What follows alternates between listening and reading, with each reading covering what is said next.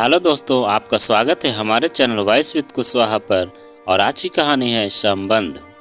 घर में सब कुछ ठीक ठाक चल रहा था, लेकिन एक दिन अचानक शादी का निमंत्रण आया था तो पूरे घर में हंगामा मच गया था। माँ बोली थी, अब यह नया खेल खेला है कमबख्त ने, पता नहीं क्या गुल खिलाने जा रही है। जरूर इसके पीछे कोई राज है, वरना दो बेटों को रहते कोई इतना बड़ा बेटा गोद लेता है क्या। अब उसकी शादी रचाने जा रही है। बड़े भैया अतुल बोले थे, आपकी और अविनाश की सहमति होगी, तभी तो उसने बाप की जगह अविनाश का नाम छपवाया है। माँ ने प्रतिवाद किया, अरे कैसी सहमति, तुम्हारे पापा की 13वीं पर बताया था कि अनुराग को बेटे जैसा मानने लगी है। हम तो उसे ड्राइवर समझते थे, बरामदे में ही चाय भिजवा दिया करते थे। क्या बात करती है, अतुल बोले। अनुराग हर वक्त साथ साथ रहता शिल्पा के, सारा बिजनेस देखता है, बैंक अकाउंट तक उसके नाम है। आपने ही तो बताया था। अरे कहती थी कि भागदौड़ के लिए ही रखा है उसे, अकेली औरत क्या क्या करे। अब क्या पता था कि बकायदा बेटा बना लेगी उसे। तो नुकसान क्या है, आप समझ लीजिए कि 3 पोते हैं आपके। बड़े भैया ने बात को हल्का करना चाहा। अविनाश आए तो उससे पूछिएगा। महत्वाकांक्षी शिल्पा को घर से गए 10 साल हो गए थे। 15 और 11 साल के राज और अमन को छोड़कर जब उसे जाना पड़ा था, तब घर का वातावरण काफी विषाक्त हो चुका था। लगने लगा था कि कभी भी कुछ अवांछनीय घट सकता है। अविनाश शुरू से ही मस्त मौला किस्म का इंसान रहा है। घूमना फिरना, सजना संवरना, नाचना गाना, यही शौक थे बचपन से। घर का लाडला, माँ का दुलारा। मस्ती मस्ती में एमए करके नोएडा में ही नौकरी भी ढूंढ ली, जबकि बड़ा बेटा अतुल सरकारी नौकरी में नोएडा से बाहर ही रहा। इससे भी माँ का प्यार अविनाश पर कुछ ज्यादा बरसा। पैसों की कमी नहीं थी। पिताजी की पेंशन और पैतृक मकान के 2 हिस्सों का किराया नियमित आमदनी थी। अविनाश धीरे धीरे लापरवाह होने लगा। एक नौकरी छूटी, दूसरी ढूंढी। कभी इस सिलसिले में घर बैठना पड़ता।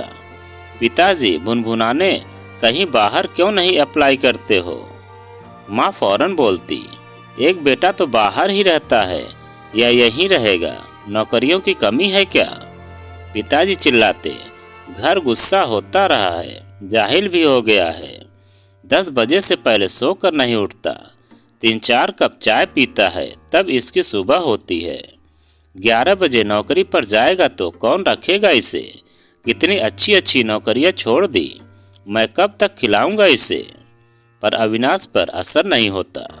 माँ बचाव करती, शादी हो जाएगी तो सब ठीक हो जाएगा। कौन देगा इस निखट्टू को अपनी लड़की। पिताजी हथियार डाल देते, लेकिन सुंदर चेहरे मोहरे वाला निखट्टू अविनाश प्रेम विवाह करके पत्नी ले आया। शिल्पा सुंदर थी। शादी के बाद अविनाश और लाट साहब हो गया। अब शाम को कभी कभार ड्रिंक्स भी करने लगा। शुरू में शिल्पा को अच्छा लगा, पर जब अविनाश घूमने फिरने, पिक्चर वगैरह के लिए भी माँ से रुपए मांगता तो उसे बुरा लगता। अविनाश नौकरी करता, पर 6 महीने या साल भर से ज्यादा नहीं। कभी निकाल दिया जाता, कभी खुद छोड़ आता। कभी नौकरी जाने के गम में, कभी नौकरी मिलने की खुशी में, कभी किसी की सालगिरह पर। मतलब यह कि बेमतलब के बहानों से शराब पीना बढ़ता गया। और 2 बेटे भी हो गए। बड़े भैया होली दिवाली आते भी तो मेहमान की तरह। कभी अविनाश को समझाने की कोशिश करते तो बीच में फौरन माँ आ जाती, तुम सभी उस बेचारे के पीछे क्यों पड़े रहते हो, अब उसका समय ही खराब है तो कोई क्या करे। कोई ढंग की नौकरी मिलती ही नहीं उसे। तेरी तरह सरकारी नौकरी में होता तो यह सब क्यों सुनना पड़ता उसे। क्यों सरकारी नौकरी में काम नहीं करना पड़ता क्या। मेरा हर 3 साल में ट्रांसफर होता है, कितनी परेशानी होती है। मकान ढूंढो, बच्चों का नए स्कूल में एडमिशन करवाओ, बदलता परिवेश, बदलते लोग। आसान नहीं है सरकारी नौकरी। इनका क्या है, ठाठ से घर में रहते हैं, खिलाने को आप लोग हैं ना। जब बैठे बैठे खाने को मिले तो कोई क्यों करे नौकरी। बस रहने दे, जब देखो तब जली कटी सुनाता रहता है। कोई अच्छी सी नौकरी ढूंढ इसके लिए। अच्छी सी माने, जहाँ काम न हो, हुक्म बजाने के लिए नौकर हो, घूमने के लिए गाड़ी हो, शाम के लिए दारू हो। देखा माँ, अब अविनाश बोला, इसीलिए मैं इनके साथ नहीं बैठता हूँ। 2 दिन के लिए आते हैं और चिल्लाते रहते हैं। अविनाश गुस्से से बाहर चला जाता है। माँ बड़बड़ाती, पिताजी कभी अतुल का साथ देते तो कभी माँ का। बच्चे बड़े हो रहे हैं, खर्चे बढ़ रहे हैं, पर अविनाश में कोई परिवर्तन नहीं हुआ। पिताजी अक्सर बड़बड़ाते, खासकर जब अतुल आते छुट्टियों में। मैं पेंशन से 2-2 परिवार कैसे पालूं? तुम ही कुछ भेजा करो। बच्चे स्कूल जाने लगे हैं, कम से कम उनकी फीस तो दे ही सकते हो। अतुल झुझलाते, मुझे मेरे खर्चे नहीं क्या, तनख्वाह से मेरा भी बस गुजारा हो ही रहा है। आप जानते हैं कि कोई ऊपरी आमदनी भी नहीं है मेरी। चलाने दीजिए इसको अपनी गृहस्थी, किराए से या कैसे भी, अपने आप ठीक हो जाएगा। आप लोग चलिए मेरे साथ वाराणसी। बेटे भूखा मरते तू देख सकता है भाई को? माँ बाप नहीं देख सकते, हम तो करेंगे जितना हो सकेगा। तुझे मदद नहीं करनी मत कर। किराए से बेचारे अविनाश का खर्च कैसे चलेगा? माँ आ जाती बीच में। बेचारा बेचारा क्यों है बेचारा? वह लूला लंगड़ा है, दिमाग से कमजोर है, क्या उसमें कमी है? अच्छी खासी नौकरियां छोड़ी उसने, किस वजह से? अपनी काहिनी की वजह से न। नोएडा छोड़कर कहीं बाहर नहीं जाएंगे क्यों? घर बैठे हलवा पराठा मिले तो कोई काम क्यों करे? आप लोगों ने ही बिगाड़ा है उसे। कभी सख्ती से नहीं कहा कि पालो अपना परिवार। अतुल के शब्द का बांध टूट गया। कहा है बेटा, कई बार कहा। अब पिताजी ने सफाई दी। पहले कहता था कि मैं कोशिश करता हूँ पर अच्छी नौकरी नहीं मिलती। अब कहता है कि घर छोड़ दूंगा, साधु बन जाऊंगा, आत्महत्या कर लूंगा।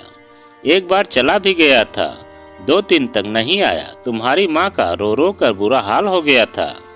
इसे क्या, यह तो आराम से बाहर नौकरी करता है। वह तो मेरी ममता थी जो उसे खींच लाई, वरना वह साधु बन गया था। माँ ने कहा। माँ की ममता नहीं थी, भूख के थपेड़े थे। पैसे खत्म हो गए होंगे लाट साहब के। अतुल चिल्लाए, ठीक है, यह बहस अब बंद करो। हमेशा की तरह माँ बड़बड़ाती हुई चली गई। अविनाश और शिल्पा के झगड़े बढ़ने लगे। अक्सर मारपीट तक नौबत आ जाती। बच्चों के कोमल मन पर असर पड़ने लगा था। बड़ा बेटा राज गुमसुम सा हो गया था। छोटा बेटा अमन जिद्दी और मनमौजी। शिल्पा ने खुद काम करना शुरू किया। कभी छोटी नौकरी की, कभी घर में अचार मुरब्बे बना कर बेचे। इसके लिए उसे घर से बाहर निकलना पड़ता। तब भी अविनाश चिल्लाता, देखो कैसे नखरे दिखा रही है कामकाजी बनकर, जैसे घर में भूखी मरती है। अरे इसका मन ही नहीं लगता घर में। बाहर 10 लोगों से मिलती है, रंगरेलियां मनाती है। माँ जरा पूछो इससे कितनी कमाई करके लाती है। शिल्पा जवाब देती तो झगड़ा और बढ़ता। माँ अक्सर अविनाश का पक्ष लेती और बहस मारपीट तक पहुंच जाती। बच्चे सहमे हुए होमवर्क करने का नाटक करने लगते। यह झगड़ा तब जरूर होता जब अविनाश नशे में होता। तभी अविनाश को एक अच्छी एडवर्टाइजिंग कंपनी में स्थानीय प्रतिनिधि की नौकरी मिल गई। सबको लगा अब सब ठीक हो जाएगा। अविनाश को अपनी कंपनी के लिए विज्ञापन लाने का काम करना था, पर उसके आलसी स्वभाव के कारण उसे विज्ञापन नहीं मिल पाते थे। शिल्पा ने अविनाश की मदद की और विज्ञापन मिलने लगे। अब होता यह कि जाना अविनाश को होता, पर वह शिल्पा को भेज देता। कभी शिल्पा को विज्ञापनों के सिलसिले में कंपनी के जीएम से सीधे बात करनी पड़ जाती। नतीजा यह हुआ कि कंपनी ने कुछ ही दिनों में अविनाश की जगह शिल्पा को प्रतिनिधि नियुक्त कर दिया। इस पर घर में महाभारत हो गया और शिल्पा ने नियुक्ति अस्वीकार कर दी, पर कंपनी ने अविनाश को फिर नियुक्त नहीं किया। माँ ने अविनाश की नौकरी जाने का सारा दोष शिल्पा के सिर मढ़ दिया और अविनाश फिर शराब में डूब गया। बच्चों के बढ़ते खर्चे और अविनाश के तानों से तंग आकर शिल्पा ने एक बार फिर प्रयास किया और खुद ही भाग दौड़कर सरकार की महिला स्वरोजगार योजना के तहत बैंक से लोन लिया और फल संरक्षण केंद्र खोल लिया, पर उसके लिए भी उसे घर से बाहर जाना पड़ता। कुछ दिनों बाद यह काम भी बंद हो गया। बैंक से ऋण वसूली का नोटिस आया। अविनाश ने जवाब भिजवाया कि यहाँ कोई शिल्पा नहीं रहती, पर बैंक के रिकॉर्ड्स में शिल्पा के पति अविनाश और पारिवारिक मकान के सत्यापन प्रमाण थे। इसलिए रिकवरी नोटिस लेकर बैंक अधिकारी पुलिस के साथ पहुंच गए। अविनाश के हाथ पांव फूल गए और वह शिल्पा को उसके मायके छोड़ आया। पिताजी ने सरकारी नौकरी का वास्ता दिखाकर समय मांगा और बैंक की ऋण अदायगी की। इसमें शिल्पा के और कुछ माँ के भी जेवर बिक गए। अतुल ने भी काफी रुपए भिजवाए। माँ ने ऐलान कर दिया कि वह कमबख्त अब इस घर में दोबारा नहीं आएगी, और भला अविनाश को इसमें क्या ऐतराज हो सकता था। बाद में शिल्पा ने एक पत्र अतुल को भी लिखा। उसका सारा आक्रोश माँ के ऊपर था, पर अविनाश को कभी भी माफ न करने की कसम खाई थी। इतना ही नहीं, उसने आरोप लगाया कि अविनाश ने एडवर्टाइजिंग कंपनी में अपने स्टोनों से अवैध संबंध भी बना लिए थे। सबूत के तौर पर एक पत्र भी संलग्न था जो किसी अनीता ने अविनाश को लिखा था। अतुल सन्न रह गए थे। ऐसी स्थिति में माँ को या अविनाश को समझाना व्यर्थ था। उन्होंने शिल्पा को ही समझाया कि इस स्थिति में समझौते से अच्छा अपने पैरों पर खड़ा होना। बाद में पता चला कि शिल्पा ने दिल्ली जाकर पहले एडवर्टाइजिंग एजेंसी में काम किया, फिर प्रॉपर्टी डीलर बन गई, फ्लैट लिया, गाड़ी ली। घर तो कभी नहीं आई, पर बच्चों से उनके स्कूलों में मिलती रही। जन्मदिन पर, त्योहारों पर बच्चों को तोहफे भी भेजती रही। साल दर साल बीतते गए। माँ पिताजी ने कोशिश की कि तलाक दिलवाकर अविनाश की दूसरी शादी करवाकर शिल्पा का संदेश आया कि भूल कर भी ऐसा नहीं करिएगा, वरना शारीरिक प्रताड़ना के बाद घर से निकालने का केस बन जाएगा। अविनाश सन्यासी सा हो गया। बढ़ती उम्र और शराब ने एक अजीब दयनीयता पोत दी थी उसके चेहरे पर। न किसी से मिलना, न कहीं जाना, बस शाम को किसी बहाने से माँ से पैसे लेकर निकल जाता और देर रात झूमता झामता आता और सो जाता। तरस आने लगा था उसे देखकर। करीब 7 साल बाद शिल्पा घर आई, जब पिताजी की मृत्यु हुई। शोक के अवसर पर किसी ने उससे कुछ नहीं कहा। तभी पहली बार सबने अनुराग को देखा था। 24-25 वर्ष का हट्टा कट्टा लड़का चुपचाप बरामदे में बैठा था। सबने उसे ड्राइवर ही समझा था। संवेदना व्यक्त करके शिल्पा चली गई, पर उसके बाद वह अक्सर आने लगी। माँ और अविनाश के व्यवहार से लगा कि उन्होंने उसे अपनाने का मन बना लिया है। एक बार जिद करके अपनी कार से वह उन्हें मोदी नगर भी ले गई, जहां उसने शानदार फ्लैट लिया था। सुधांशु को नौकरी दिलवाने में मदद की और राज को इंजीनियरिंग कॉलेज में दाखिला दिलवाया। अविनाश अक्सर वहां जाने लगा था। गाड़ी पटरी पर आ रही थी कि वह धमाका हो गया। अनुराग की शादी का कार्ड आया। माँ की जगह शिल्पा, पिता की जगह अविनाश और दादी की जगह माँ का नाम छपा था। सुगबुगाहट थमी हुई नहीं थी कि एक शाम शिल्पा आई, मिठाई के डब्बे और उपहारों के साथ। अनुराग की सगाई में उसकी ससुराल से मिले थे उपहार। कार्ड के बारे में पूछने पर शिल्पा ने कहा कि उसने अविनाश को बता दिया था कि उसने बाकायदा अनुराग को गोद लिया है और अविनाश ने कोई आपत्ति नहीं की थी। अब शिल्पा उसकी माँ हो गई तो अविनाश स्वतः ही पिता हो गया और माँ दादी। अविनाश ने उसका बचाव किया। अपने बेटों से इतने साल अलग रही तो अनुराग को देखकर मातृत्व जागा, और जब बेटा बना लिया है तो शादी भी करनी थी।